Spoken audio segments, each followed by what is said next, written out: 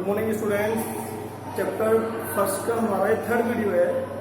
First video में हमने प्रबंध के अर्थ, प्रबंध की परिभाषा, विशेषताएं पढ़ी थी और सेकंड वीडियो में हमने प्रबंध के महत्व वगैरह पढ़े थे, प्रबंध की प्रकृति पढ़ी थी। आज हमारा वीडियो नंबर थर्ड है जो प्रबंध के क्षेत्र के बारे में हम पढ़ेंगे कि प्रबंध के क्षेत्र क्या है। ध्यान दें, हेनरी फेयोल ने समझाया है कि प्रबंध एक सार्वभौमिक विज्ञान है जो वाणिज्य, उद्योग, राजनीति, धर्म, युद्ध, जन कल्याण सभी पर समान रूप से लागू होता है। प्रबंध, हेनरी फेयोल क्या कहते हैं कि प्रबंध की बात करें तो प्रबंध चाहे सार्वभौमिक विज्ञान हो या वाणिज्य की बात करें, उद्योग, राजनीति, धर्म, कहीं भी समाज में बात करें, राजनीति किस तरह की बात करें, तो सब जगह प्रबंध का होना जरूरी होता है। आगे इसी के संबंध में किसी उपक्रम में निष्पादित होने वाली क्रिया को, किसी उपक्रम में निष्पादित होने वाली क्रिया को, उपक्रम का मीन्स यहाँ उद्योग से है कि कोई भी उद्योग वगैरह है वहां पर जो क्रियाएं निष्पादित की जाती है उसी को हम क्रियात्मक क्षेत्र कहते हैं। क्रियात्मक क्षेत्र उसी को कहते हैं जिसके बारे में हम पढ़ेंगे आगे। तो प्रबंध का क्षेत्र मीन्स है कि प्रबंध का क्रियात्मक क्षेत्र, क्रियात्मक क्षेत्र। क्रियात्मक क्षेत्र में फर्स्ट पॉइंट हमारा आता है कि व्यावसायिक प्रबंध के क्रियात्मक क्षेत्र। ए पॉइंट, व्यावसायिक प्रबंध के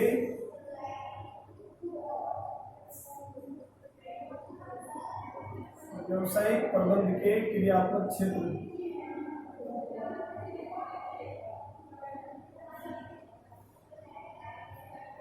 सेकंड की हम बात करें तो गैर व्यावसायिक प्रबंध के क्रियात्मक क्षेत्र। सेकंड हमारा आता है गैर व्यावसायिक प्रबंध के क्रियात्मक क्षेत्र।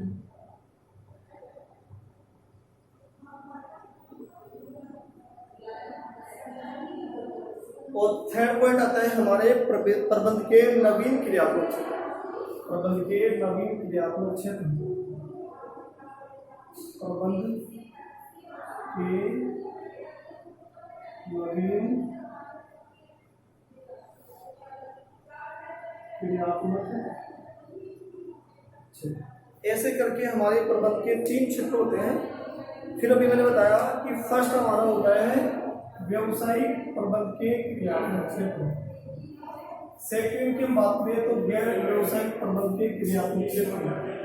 थर्ड की हम बात करें तो प्रबंध के नवीन क्रियात्मक क्षेत्र। ध्यान दें, व्यावसायिक प्रबंध के क्रियात्मक क्षेत्र में उत्पादन प्रबंध, प्रबंध की वह शाखा उत्पादन, नियोजन, किस्म नियंत्रण आदि क्रियाओं को अपने क्षेत्र में सम्मिलित करती है। आपकी बुक में पेज नंबर 10 पर मिलेगा आपको। उसी तरीके से आगे इसमें दर्ज है गैर व्यावसायिक प्रबंध के क्रियात्मक क्षेत्र। जन उपयोगी सेवाओं का प्रबंध की वह शाखा पानी, बिजली, गैस, परिवहन, संचार, चिकित्सा आदि सेवाओं को अपने क्षेत्र में सम्मिलित करना होता है, गैर व्यावसायिक प्रबंध के क्षेत्र कहलाते हैं।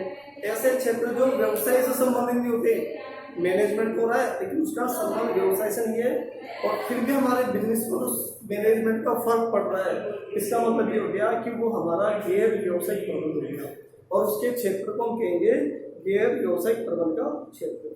जैसे कि वातावरण प्रबंध, कई बार वातावरण प्रबंध में क्या होता है हमारे बिजनेस पर वातावरण का बहुत फर्क पड़ जाता है, तो उस वजह से भी अभी हमारे क्या नाम है कि व्यावसायिक प्रबंध का क्षेत्र तो है नहीं, गैर व्यावसायिक प्रबंध का क्षेत्र मान लिया जाएगा क्योंकि हमारे व्यवसाय से बाहर हो रहा है वो, और उस क्षेत्र की वजह से, उसके क्रियात्मक क्षेत्र की वजह से हमारे व्यापार पर फर्क पड़ गया, इसलिए हमने उसको व्यावसायिक ना कह के गैर व्यावसायिक कहा है।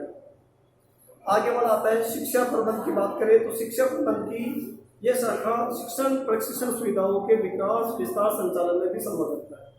इसी तरीके से हमारा तीसरा पॉइंट आता है प्रबंध के नवीन क्रियात्मक क्षेत्र।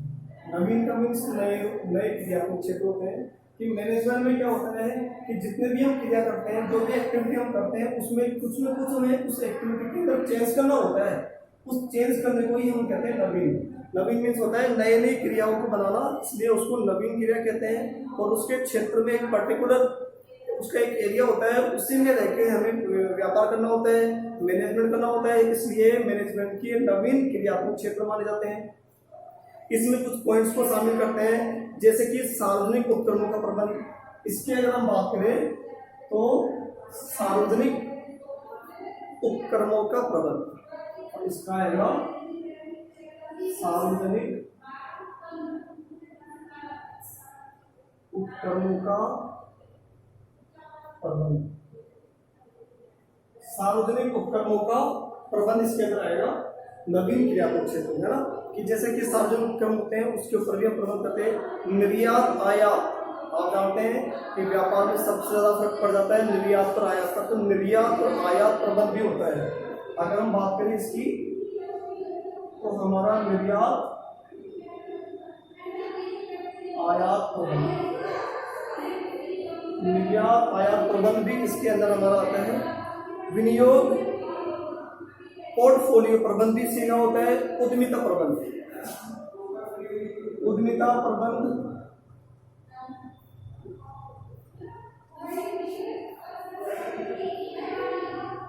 ये हमारा हो गया उद्यमिता प्रबंध। लघु व्यवसाय प्रबंध, लघु व्यवसाय प्रबंध की हम बात करें तो जैसे कि हमारे जो भी व्यवसाय है लघु व्यापार में क्या होता है, प्रबंध का क्षेत्र क्या होता है, लघु होता है, बहुत छोटा होता है, उसी से हमारा लघु व्यवसाय प्रबंध बनता है। लेकिन उसमें भी हमें नवीन नवीन क्रियाओं का प्रयोग तो करना ही होगा, चाहे व्यापार हमारा कितना ही छोटा हो, नवीन क्रियाओं का प्रयोग तो हमें उसमें भी करना होगा। इसलिए नवीन क्रिया के क्षेत्र में भी हमारा लघु व्यवसाय प्रबंध आ जाता है। सेम इसी तरीके से आगे चलेंगे, थोक एवं फुटकर व्यापार प्रबंध। थोक विक्रेता जो होते हैं, फुटकर विक्रेता जो होते हैं, वो भी अपने व्यापार का मैनेज करते हैं, अपने बिजनेस को मैनेज करते हैं। इसमें भी उसको मैनेज करने के लिए नवीन नई नई क्रियाओं को शामिल करना होता है, इसलिए उसको थोक और फुटकर व्यापार के प्रबंध कहते हैं। जोखिम और सुरक्षा प्रबंध, आपको मालूम है बिजनेस के अंदर तो जोखिम बहुत जरूरी होती है, बिना रिस्क बिजनेस सक्सेस नहीं होता, बिजनेस में तो रिस्क लेना बहुत जरूरी होता है। तो जोखिम होगी, लेकिन कुछ लोग क्या करते हैं कि उसकी सुरक्षा के भी उपाय रखते हैं, उसकी सुरक्षा के भी उपाय रखते हैं कि जोखिम हो तो तुरंत उसकी सुरक्षा में आ जाए। जैसे कि मान लो कि आपके बिजनेस में चोरी होगी, सपोज करो, तो आपने उसको इंश्योरेंस करा रखा है, तो इंश्योर्ड अमाउंट जो भी होगा वो आपको मिल जाएगा। इंश्योरेबल जो होता है पॉलिसी अमाउंट, उससे हमारा क्या होता है कि हमने उसका इंश्योरेंस करा रखा है, तो जितना भी इंश्योरेबल अमाउंट है उसके अकॉर्डिंग वो कंपनी उसको इंश्योर कर देती है और वो हमें उसका अमाउंट रिसीव हो जाता है। तो हमें जोखिम भी ली, हमने चोरी की, चोरी भी हो गया, लेकिन बात यहाँ पर ये आ गई कि क्या नाम है, हम सुरक्षा भी है, हमारी सुरक्षित भी है, क्योंकि हमें इंश्योरेंस कंपनी से पैसा मिल गया। लेकिन फिर भी वहाँ पर भी नवीन क्रिया तो होगी। विपणन शोध प्रबंध, विपणन शोध प्रबंध की हम बात करें, ध्यान देना, एक आता है इसमें विपणन शोध प्रबंध। विपणन यानी कि मार्केटिंग, विपणन मीन्स क्या हुआ, मार्केटिंग, समझ में आगे होंगे आपने।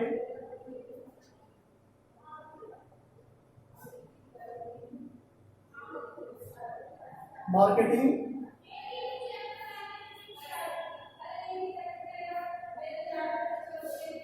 तो मार्केटिंग के अंदर भी नए नए रिसर्च किए जाते हैं, जो मार्केट में नए नए एक्टिविटी रिसर्च करना, उसको मैनेजमेंट में लागू करना, उससे हमारे विपणन में शोध प्रबंध किया जाता है। परिवर्तन का प्रबंध, सबसे मोस्ट मैनेजमेंट का टॉपिक जो आता है परिवर्तन का प्रबंध। मैनेजमेंट का दूसरा नाम ही होता है परिवर्तन का प्रबंध, कि मैनेजमेंट को हमेशा परिवर्तन जरूर चाहिए, बदलाव होना जरूरी है।